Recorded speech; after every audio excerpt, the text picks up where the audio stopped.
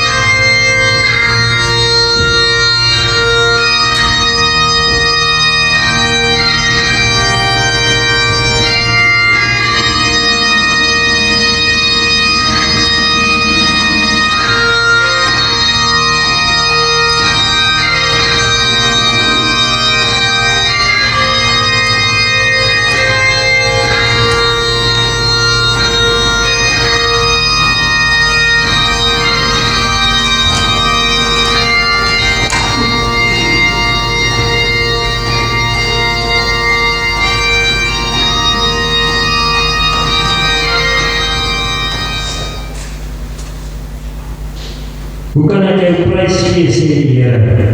My liefde brand te sterk. Daarom sal ek in liefde na jou toe uitreik. Want ek, die Here jou God, is liefde. Here seën jou vanoggend met sy goeie, as hy sê, daar is genade, vrede en liefde vir jou, wat God se liefde in hierdie wêreld gevind het. Amen. Kom ons dien die Here met ons lofprys en aanbidding.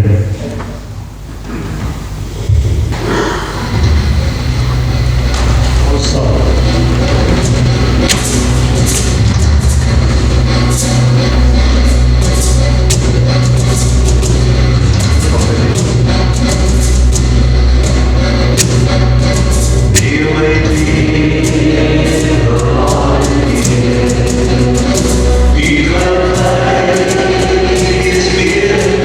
Be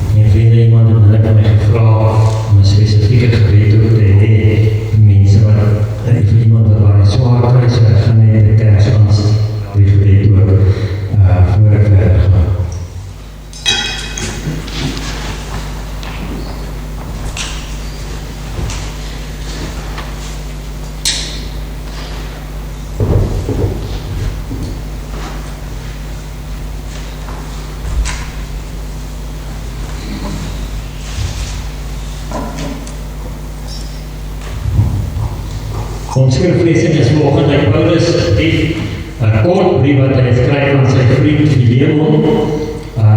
Is net so 'n paar, sy het actually in bladsy brief, so is net 'n paar versies, maar ons kan nie as jy hele stuk brief lees nie, ons kan net 'n stukkie lees. Dit is die verhaal van Filemon se slaaf wat weggeloop het, en dan het hy by Paulus uitgekom.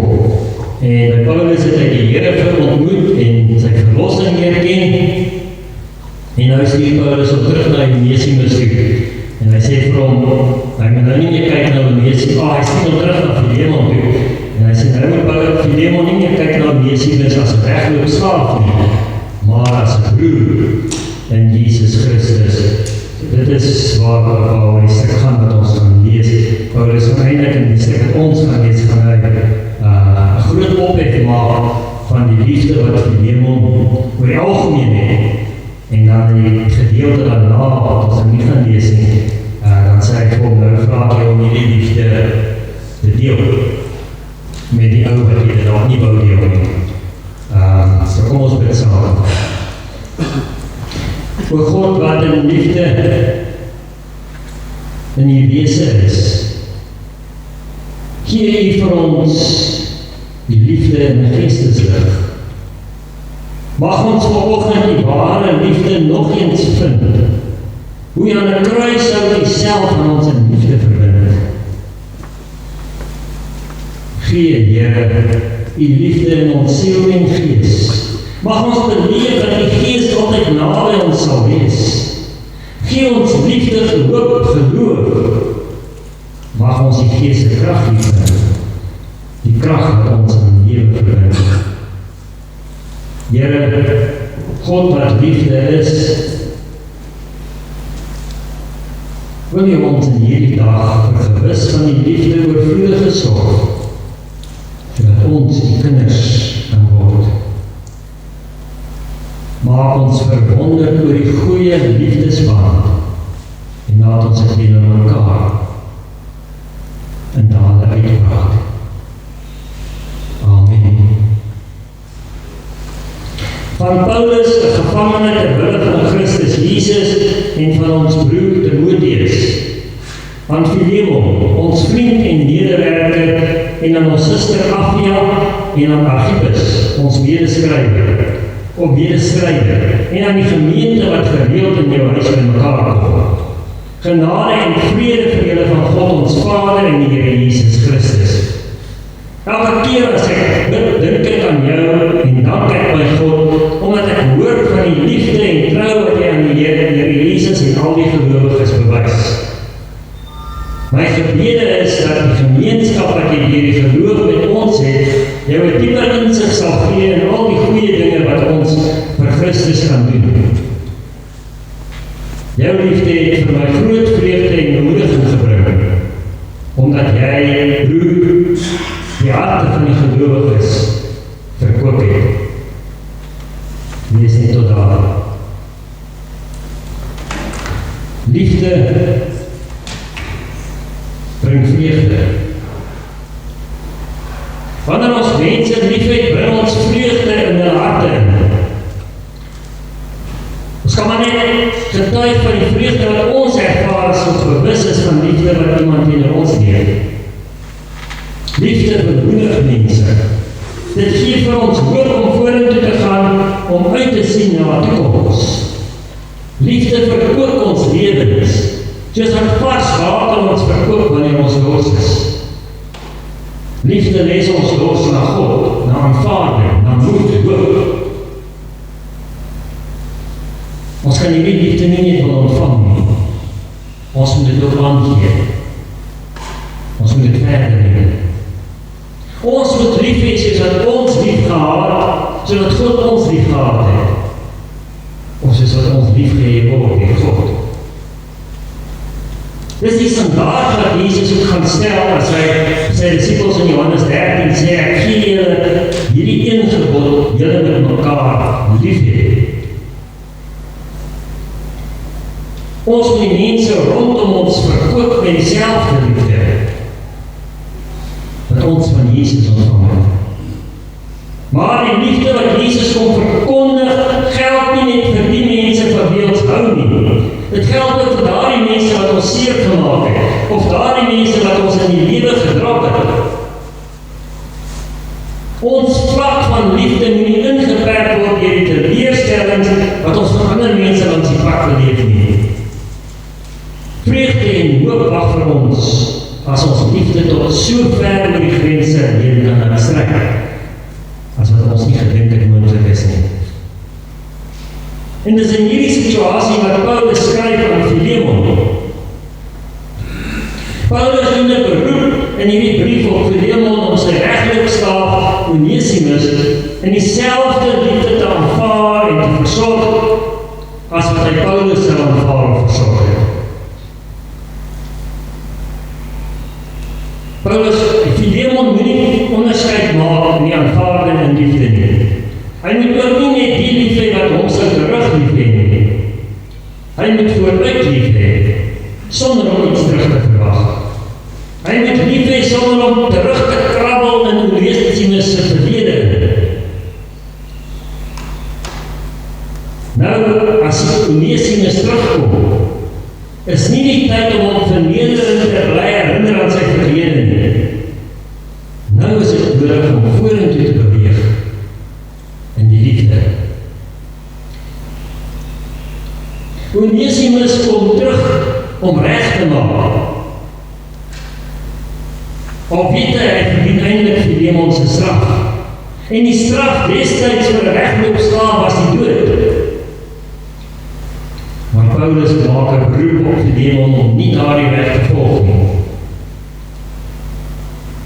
Hy moet die Christelike weg volg en Onesimus se terugkeer in liefde hanteer. Filemon moet Onesimus aanvaar soos wat die pa die verlore seun weer aanvaar het.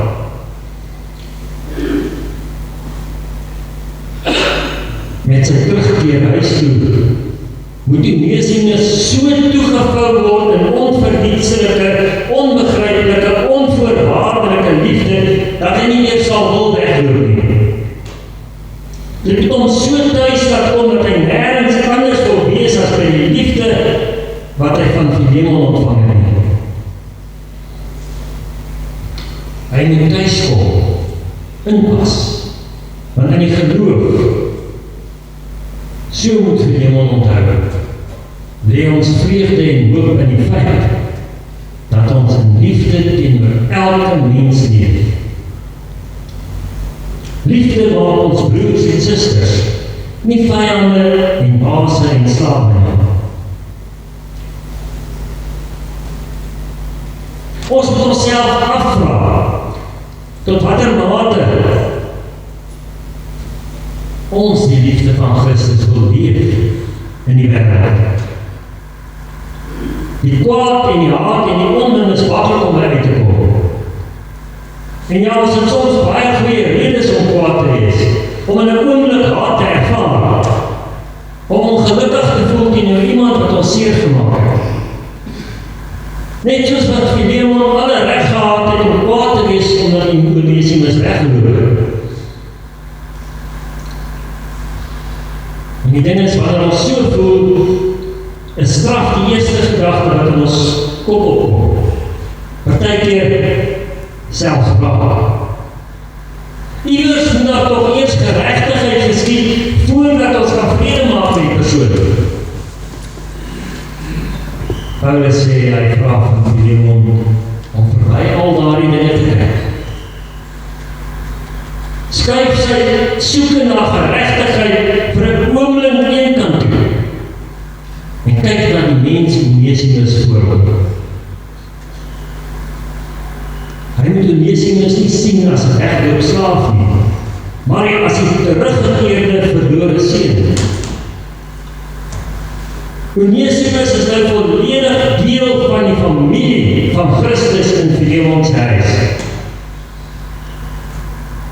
Paulus het intussen sy pad met hom gestap.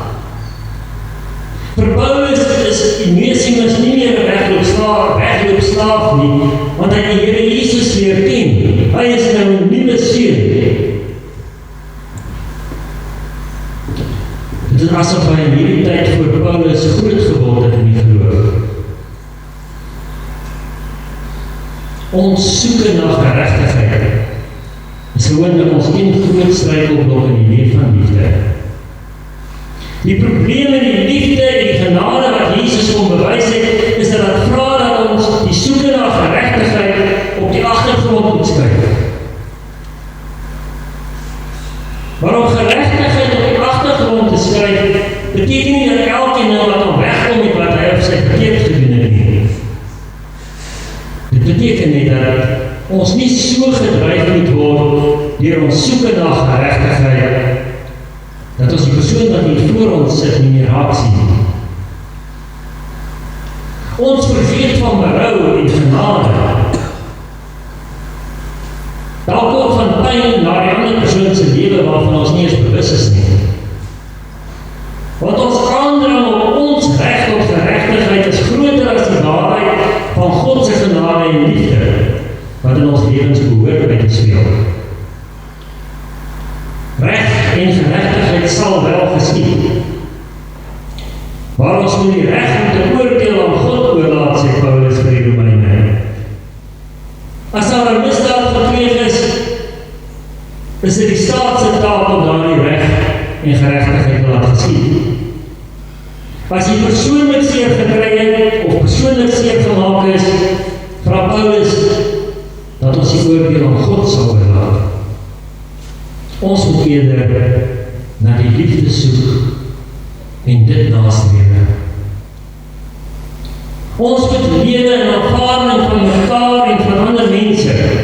Ons moet die verlore seuns eerder met oop arms ontvang as om die eerste keer 'n proses van regstelling en geregtigheid te ontwing.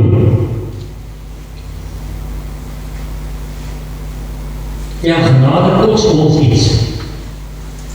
Dit vra van ons om die regprys te gee wat ons het, om geregtigheid en wraak te kry. Dit vra van ons om liefde voorop te stel en van daaruit die liefde te leef, die toekoms in. Dit vra van ons om in genade te leef, want dis die God die in ons kom leef. Dit vra van ons om onsself te verander, sodat ons soos die verlore seun se pa, God se verlore kinders te gemoed hardloop en verneder, en dan met liefde te omhels. Dis waarlik die moeilikste om te doen. Ons sal nog vergewe.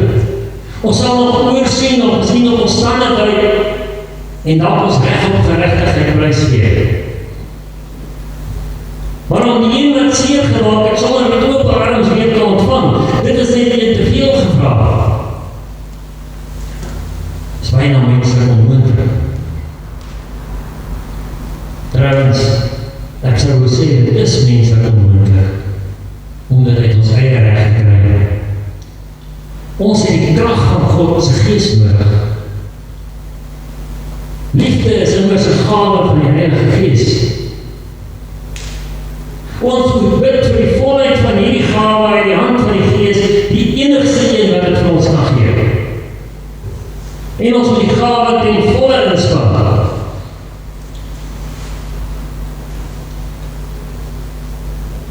Paulus se versoek word nooit geantwoord in 'n brief wat Filemon aan hom terugskryf nie. Of ons het nie so 'n brief in elk geval nie. Ons kan Filemon se antwoord maar net aflei uit Paulus se evaluasie van Filemon se lewe van liefde, wat in die teksgedeelte wat ons gelees het. En eintlik wat Paulus daar doen is, hy gee Filemon geen keuse as om in liefde op te tree nie. Hy druk hom in 'n blik. Hy herinner hom aan hoe goed hy in liefde is. En hy vra hom net om dan die goedheid van liefde wat hy het, ook te gee daar waar hy nog nie wou gee nie. Ons kan dan net aflei. Ons weet nie of dit so is nie. Maar die vraag kom na jou en my toe. Wat gaan ek en jy in jou doen? Wat gaan ons respons wees as ons met 'n situasie soos Filemon se gekonfronteer word? Ons behoort Filemon se antwoord te wees op Paulus se oproep. Het Filemon en Onesimus versoen? Ek sal so wil dink. As ons net ons teksgedeelte lees, en ons lees die mate van liefde wat daar in die gemeenskap van Filemon se kerk en sy huis uitgeleef is. Sy huis, die gemeente, die gemeenskap het almal gebaat met Filemon se liefde. Selfs Paulus sê dat daar stadium is waar hy gebaat het by Filemon se liefde. Maar dan sê hy vir Filemon, onthou net, ek het ook liefde aan jou bewys op verkeer. Hy het die genade van Christus immers aan Filemon verkondig. Dit is dit wat hy in Filemon gedeel het. Dit vra Paulus nou, moet Filemon aan Onesimus gaan doen. Dis die uitdaging wat voor jou en my lê.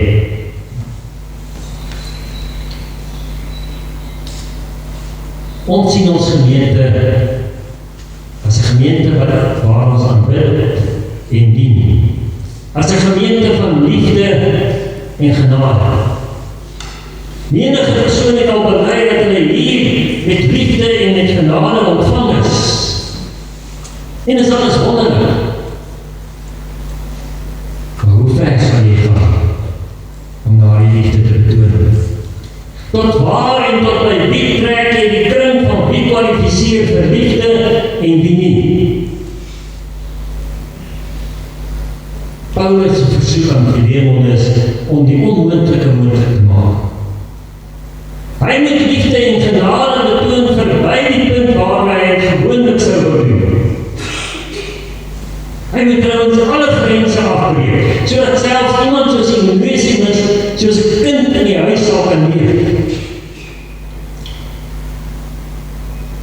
Wanneer ons so begin leef, vind ons dat die liefde vreugde bring waar ons afgeleef word. Ons beleef dat ons self meer vreugde vind, want om liefde te leef is 'n daad van vreugde in my eie hart ook. Liefde is die grootste gawe van almal. Genade is God se grootste geskenk aan ons almal. Mag ons eie vreugde vind, wanneer ons so in die wêreld en teenoor mekaar leef. Amen. Kom ons bid saam.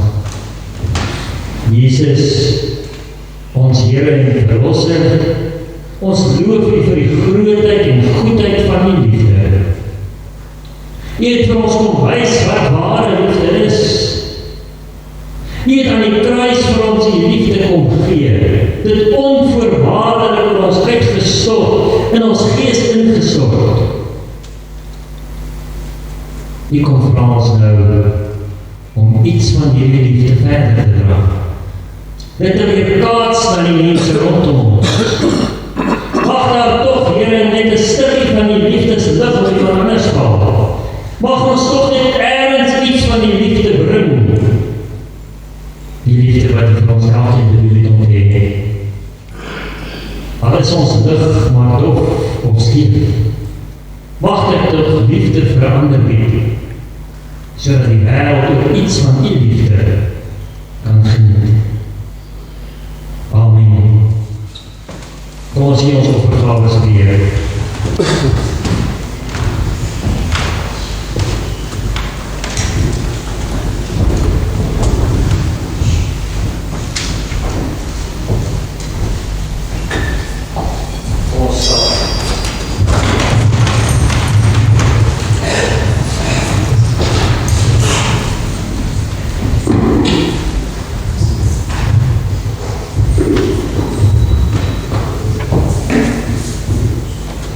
Thank you.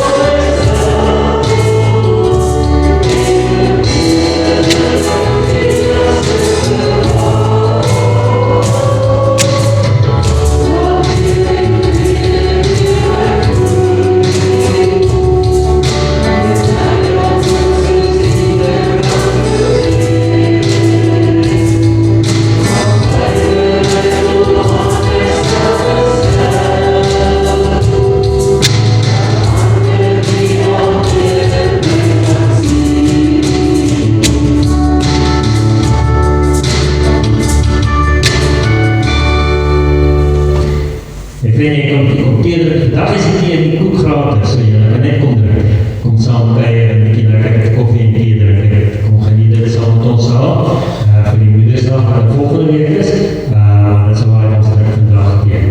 As jy huis toe gaan, kan jy weer die liefde van die Here Jesus sal jy sterk maak vir sy diens.